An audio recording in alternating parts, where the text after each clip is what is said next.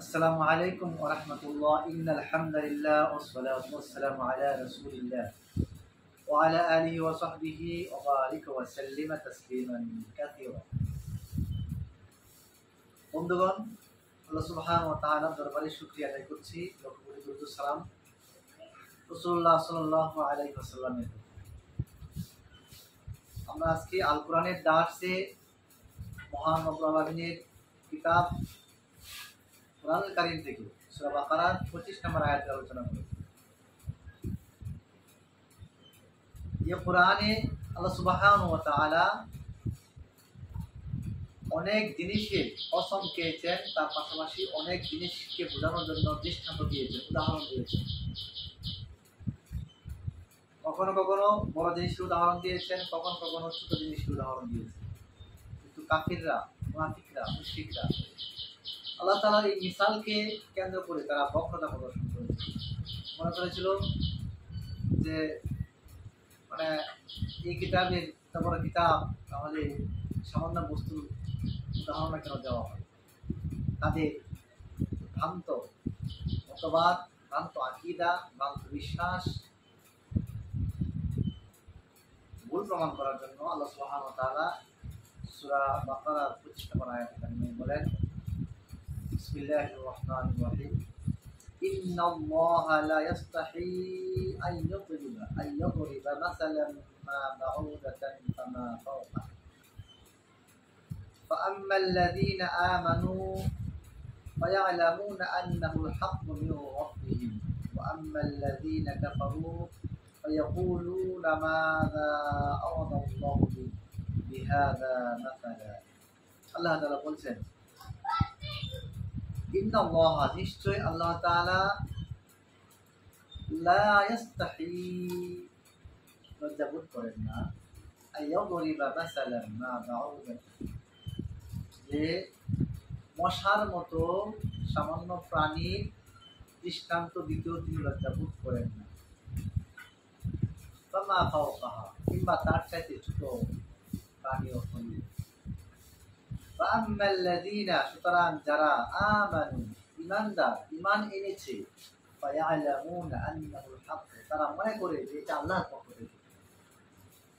ওয়া আম্মাল্লাযীনা কাফারু, আর কাফির যারা, অবিশ্বাসী যারা, ফায়াকুলুনা, তারা বলে, মাযা আরাদাল্লাহু বিহাযা মাসালা, আল্লাহ তাআলার এই বস্তু দিয়ে, ক্ষুদ্র বস্তু দিয়ে উদাহরণ দেওয়ার কি উদ্দেশ্য। তারা একটা উপহাস করে বা বক্তব্য সৃষ্টি করে। এরপর আল্লাহ তাআলা বলছেন,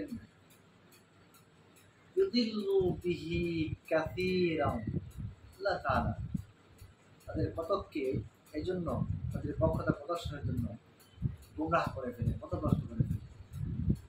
ওয়াহদি বিহি কাসীরান, অথবা এই দৃষ্টান্তের মাধ্যমে কাউকে আল্লাহ তাআলা হেদায়েত দান করেন।